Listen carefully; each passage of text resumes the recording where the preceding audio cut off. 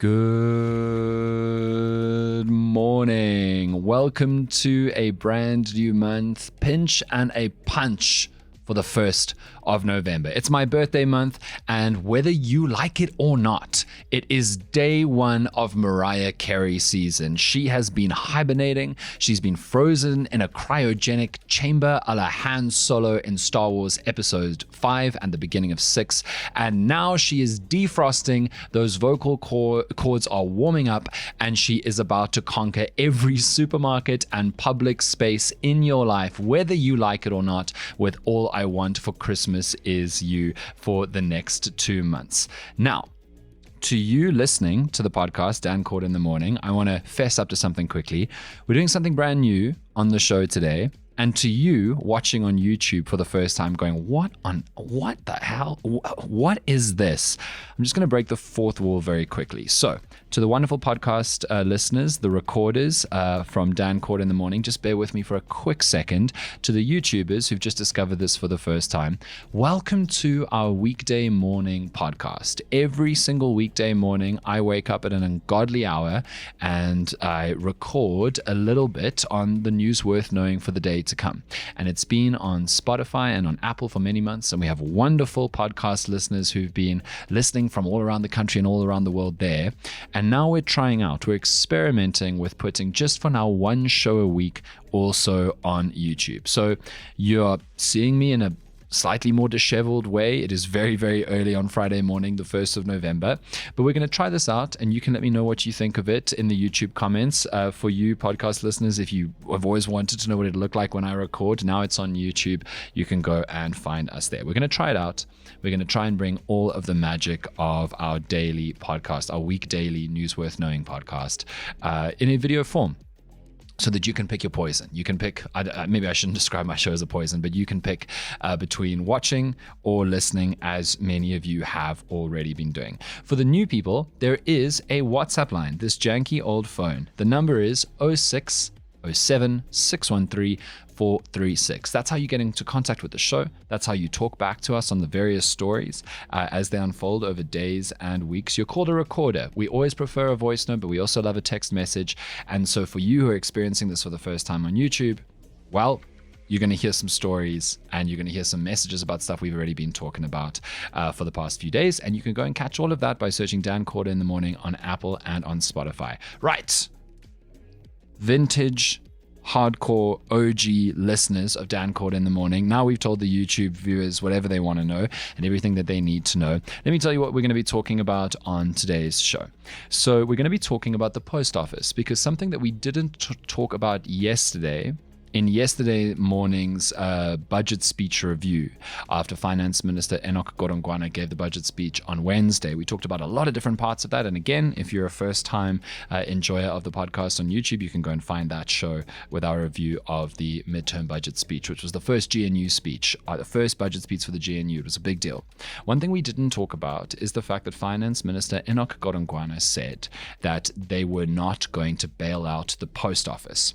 And so I wanted to talk about the post office anyway, but Stephen on the WhatsApp line, a first-time recorder, thank you Stephen, wrote, "Hi Dan, a topic I'd like to see covered is how does the government plan to continue with no post office? How are municipalities going to invoice their customers and gather revenue?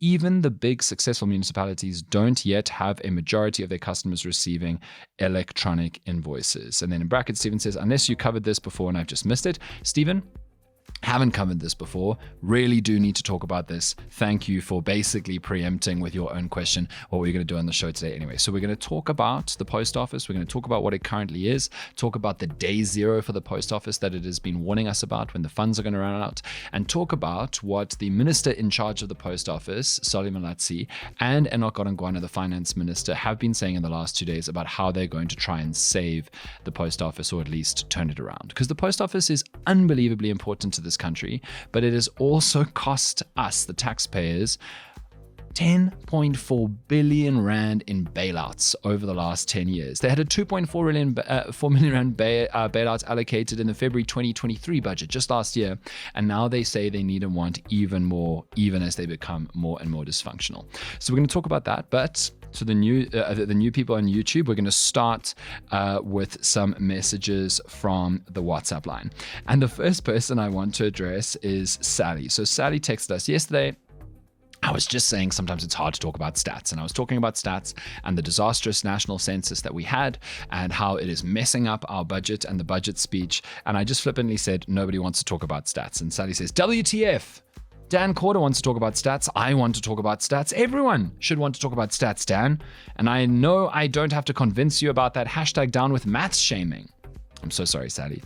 My throwaway comment, I promise you, was not a deeper shaming of stats. I love stats. Everyone should talk about stats. That's how you find out what's actually going on in a country. And then, and this is why I love the recorders, and I want you to join us on the WhatsApp line 0607 613 436, is Sally showed me the most fascinating rabbit hole. She sent me a couple of YouTube links from the early 90s when Barbie, which still today remains pretty much the most powerful hegemon toy that the world has ever seen, and particularly like in the early 90s was just the most important, most influential toy.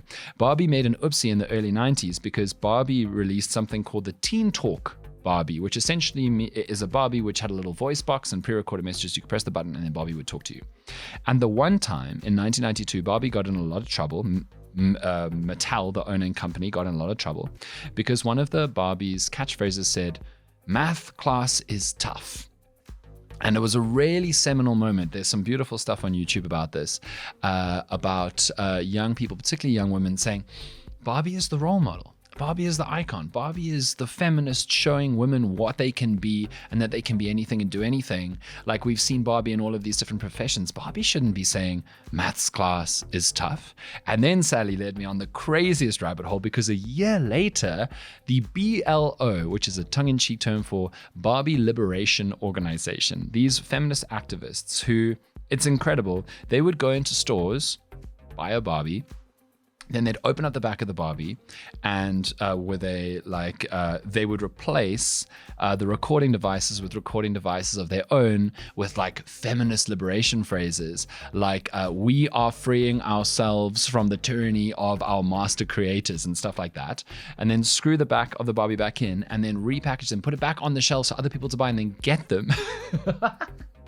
Which is the most crazy guerrilla resistance, guerrilla activism, guerrilla protest, and it caused a real stir in the United States. It's just fascinating. Thank you, Sally, for sending me down that rabbit hole. It's absolutely, it's just put a huge smile on my face. It's phenomenal. And then we got a message about Wandile. So Wandile sent us a message yesterday where Wandile went down this whole thing. And just because this is the first time we're doing this on YouTube, I'm going to read you Wandile's message. It was absolutely just a wonderful message. So Wandile said, and it's a long one, and Wandile actually wrote all of these exact words. Dan, every day when I see an article on something a member of the GNU has done, it really makes me sit and befuckedly ask, what the hell, WTH, has the ANC been doing all along? 2 times this has hit me is when the Department of Sports, Arts and Culture signed an MOU with the Department of Basic Education to increase students' sports involvement to get them off the streets. I thought this was a given thing. And more recently, the recognition of Muslim marriages on Home Affairs system, with the first Muslim marriage being legally registered this week. This was only passed this week, 30 years into democracy. Boggling, baffling, Wandile says. What have they been doing all this time? Genuinely perplexing, confounding, in fact, beyond imagining. It makes me think of this Klingon saying. Wandile was like, I'm gonna bring the fake, well, look, all languages are made up. I'm gonna bring the made up language of Klingon from Star Trek into the streets of Dan Corder in the morning. Wandile wrote, makes me think of this Klingon saying, and I don't know how to read this, but Wandile even sent a pronunciation, pronounce it as Tu Komi Rak Shok E Shovwo, which apparently translates to, you're a thing notable only for its uselessness. The Empire knows this. What a slam dunk, eh? You are only known for your uselessness, Wandile said. And many people on the WhatsApp line absolutely adored it. In fact, we got one message in from Marcus saying, please, Can we have a regular Wandile segment? And I insist that Wandile records audio messages. Well, let's see. Maybe Wandile will send us something for the Monday episode of Dan Caught in the Morning, Marcus. Let's see. Fingers absolutely crossed. Right.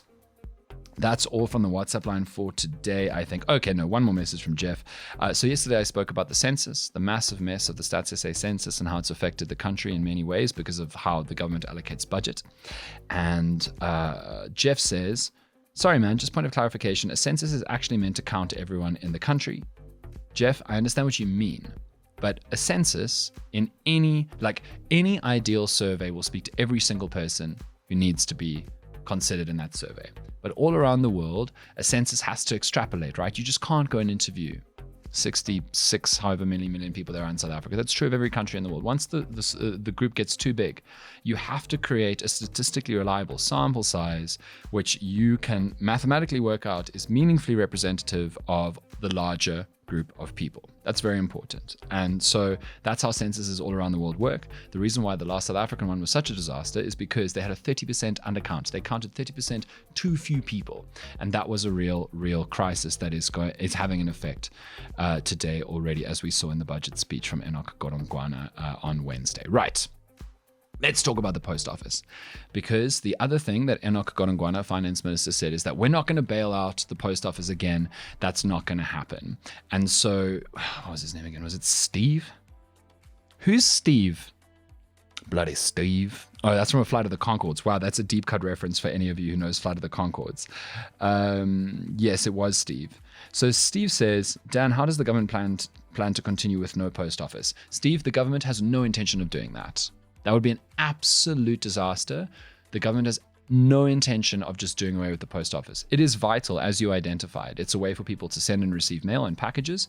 It is a way for people to renew all kinds of things like license discs. It's also crucially a way of people handling their social grants. And it seems it's been quite good at that. But the post office has been in absolutely perpetual state of long-term collapse that, as I said, has required over 10 billion rand in bailouts in the last 10 years. They needed another 2.4 billion last year, February. They've been asking for more than another 3 billion. And they've been warning us, the post office, that day zero was going to happen sometime in October. Now, blessedly, you may notice, as I said, it's the 1st of November. Day zero did not happen for the South African post office in October. But essentially what day zero means is that it's the liquidation day, when cash reserves run out and business rescue practitioners of the post office have to liquidate it. And the post office is now looking for a 3.8 billion rand bailout. Now, I have to tell you, the post office, even with these bailouts, has not been functioning well already. You may have heard this crazy story. I think it was from last year. Let me double check. I made a whole song and dance of it on the radio. Yeah, 29 November 2023, where a post office was forcefully evicted from Midrand Mall because many, if not all post offices, I think it's many post offices, rent space to run the post office out of. And many post offices are seriously behind in paying their monthly rent to their landlords. And so sick and gutful landlords have been taking matters into their own hands. And the landlord of the post office in Midrand Mall forcibly evicted the post offices, locked them out of the post office. And so nobody could get their packages because the landlords were like, we're not going to let you take your packages and your mail and things out of the post office. That's kind of like our bargaining chip. That's our ransom. You need to pay us all of our outstanding rent because it's not just 1 month, it's tons of debt. You need to repay us all of this, or these packages don't get released. Because the landlords also know that when you're working, or like when you're engaged in business with government, if you don't have some kind of leverage and bargaining power, they'll just ignore you. So, I mean, I'm not saying this is definitely what would have happened, but the post office could have easily just taken all the packages, never paid the rent, and just disappeared off somewhere else. And so there are packages that people have that they knew were in that post office that they could not go and get. There was no ability for them to get into the post office to get them. They were being held ransom. And while I don't want there to ever be innocent victims of some kind of tiff like this, and maybe some of the packages and deliveries were super important to some of these people, and it's not their fault that the post office hasn't been paying its rent or running itself effectively as a business. On the other hand, you really do understand it from the perspective of the landlords, because they need to get paid and they have their own bills to pay and are owed stonking sums of cash. So the post offices have already not been going particularly well. When News 24 went to that Midrand Mall post office, by the way, they said they sat outside for 10 minutes, just 10 minutes of this closed branch. And you could immediately see how important the post office was, because in just 10 minutes, 5 people attempted to use it for services ranging from license disc renewals and social grant payouts to pension payments. So that's how you can understand how important, vitally important, the post office is. But Enoch Godongwana is not willing to give them a bailout. And one of the the main reason why is that this government, this GNU government, is sick and tired of giving bailouts to SOEs, state-operated enterprises. This is another thing you're going to have to get used to, YouTubers, is that sometimes I like to live fact check myself, which I think is a good thing. State-owned enterprises, but also state-operated, still operated in and around the state. Okay, so this GNU government is sick and tired of giving bailouts, and that makes sense. South Africa is sick and tired of giving bailouts to all of these different SOEs. It's been happening for such a long time, so many times, and with all of these SOEs, there are some common factors which make them so bad at staying within their budgets and doing what they're supposed to be doing, getting the services out. One of the reasons, obviously, is corruption, which has been exacerbated by state capture and state capture affiliated corruption over the last handful of years. But corruption is everywhere. It's completely endemic across a lot of SOEs. The second reason is just mismanagement and poor performance from a lot of people within these SOEs. They just are not the best workers. They're not working particularly hard, and they're not really pushing. And some of it is structural, right? Like with the SABC, like my opinion about the SABC, which I love very much and want to see flourish, is that structurally by its design, the way, and this is a chat for another day, but structurally by its design, the SABC, it's almost impossible for it to make effective profits because of the way that it's put systems in place affecting its sales team. But that is a chat for a different episode. And if you would like me to talk more about that, WhatsApp line 0607 613 436. But what it's meant is that the government consistently has to bail out these SOEs. And there's another reason why I believe SOEs continually seem to almost not mind the fact that they are running poorly and consistently asking for bailouts. The simple reason is the fact that within all SOEs, I think, is this deep underlying belief that they will always get bailouts. For a couple of reasons. The first one is with some of the SOEs which are essential. So like I personally don't think that SAA is essential. There are arguments for having a national airline carrier for and against, but you could do without it. But others are completely essential, like Eskom. You just have to bail out Eskom, because the alternative is Eskom doesn't get bailed out and people right now, today, instantly suffer.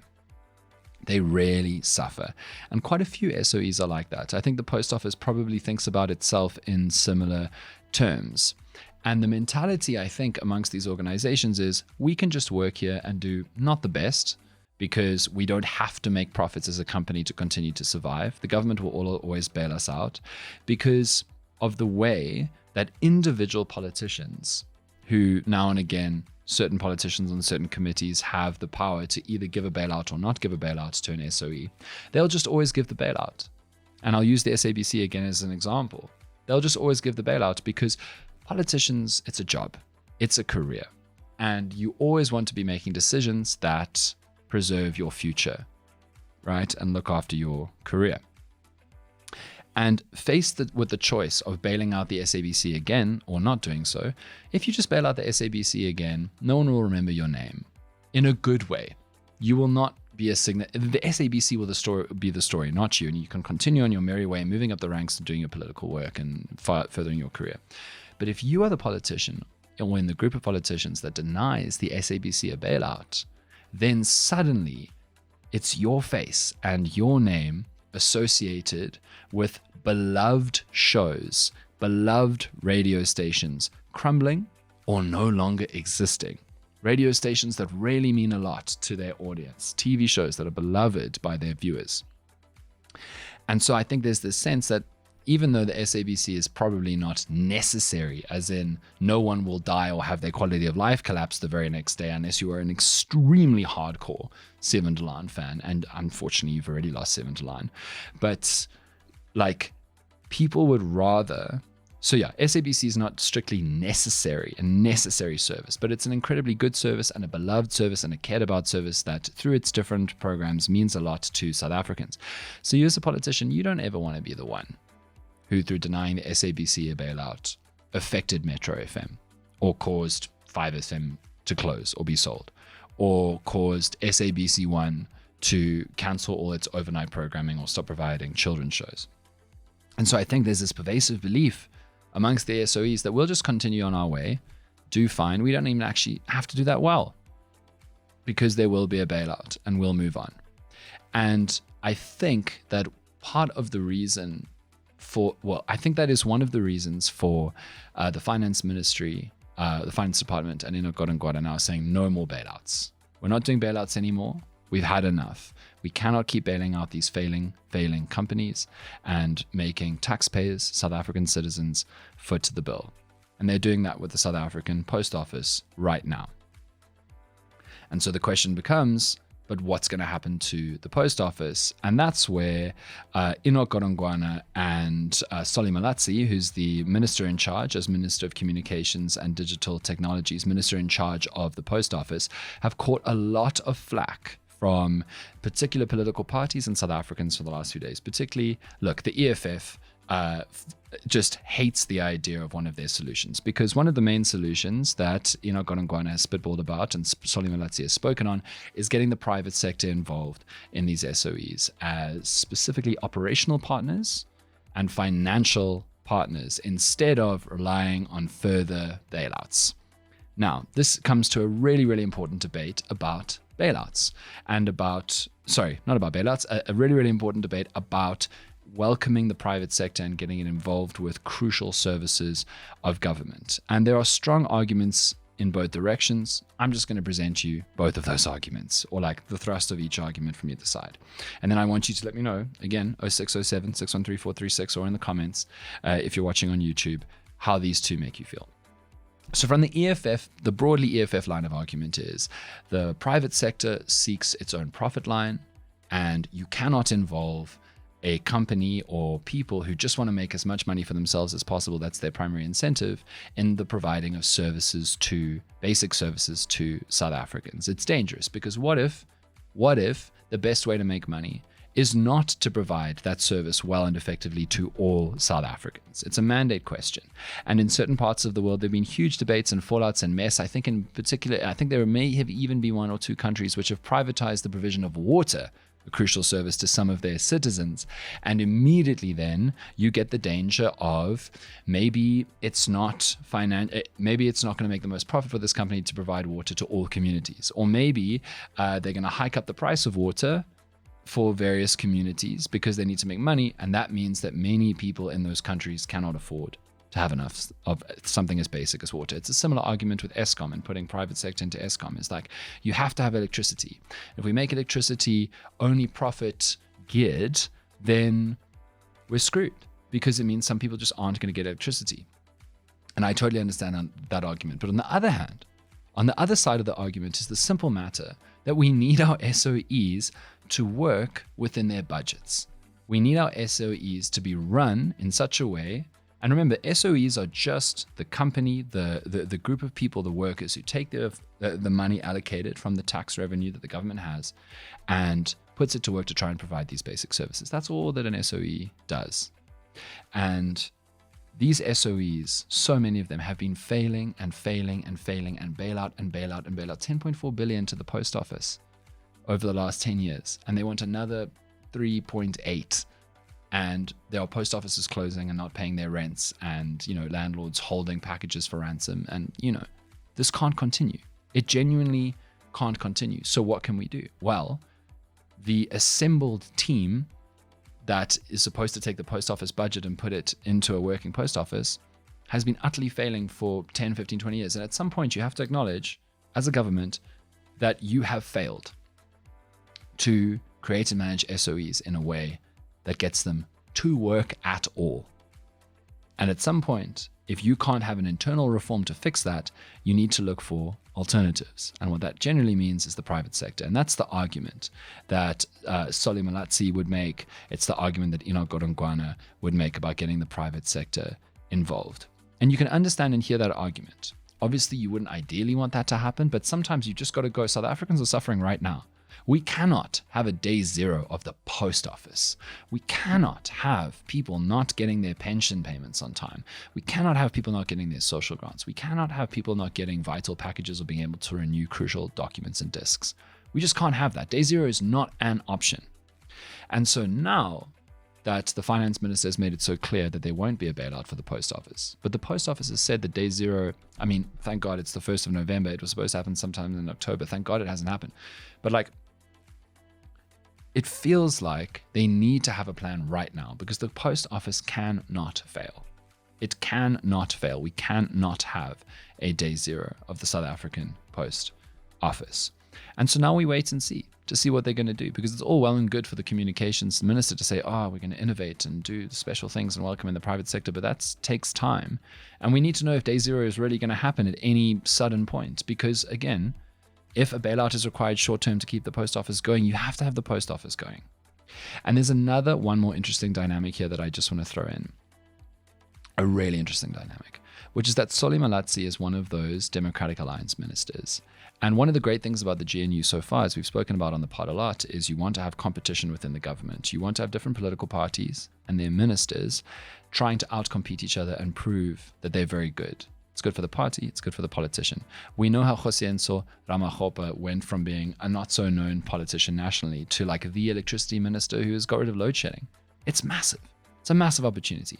We know how good Leon Schreiber now looks because he cleared that backlog of all of those visa applications when he first became Minister of Home Affairs. And it was very, very good PR for him and very, very good PR for the Democratic Alliance.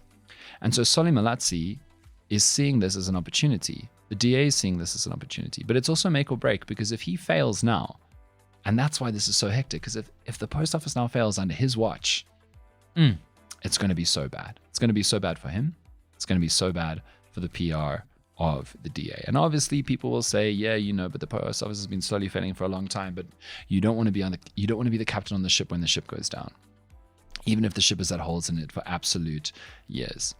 And there's now this really interesting tension that we spoke about on the pod yesterday, where there are now these non-ANC ministers who've been beating up the ANC for years and years and years about overspending and spending money they don't have and pushing the country into debt and doing bailouts because of their own failures on SOEs.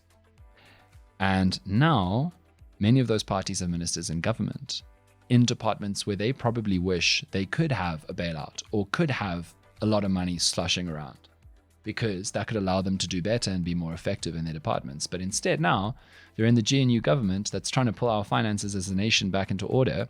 And so they're having to reckon with budget cuts while still trying to rapidly improve and give a facelift to their departments and make them functional again. It's a really interesting, hard challenge. And it makes you think about which political parties have taken a huge risk to take on the departments that they have.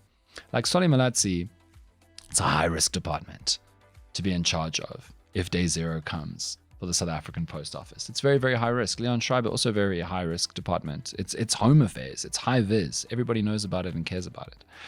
And so this is going to be a really, really interesting thing that I think is going to have an enormous effect, this Solly Malatsi minister period over this department. We'll have to wait and see. So now you know. This has been our first attempt to do Dan Corder in the Morning on YouTube. Please let us know in the comments what you think, whether you enjoyed it, whether you liked it. To my wonderful recorders who listen to the podcast as a podcast, thank you so much for tolerating a little bit of the setup that I've done today. Really appreciate you. Happy November. It's a good month. We're getting closer to that beautiful December with a Z and ending in an A, the way that only South Africans can do. And I hope that you have a lovely first day of November and a beautiful weekend. Get in touch on the WhatsApp line and we'll chat on Monday.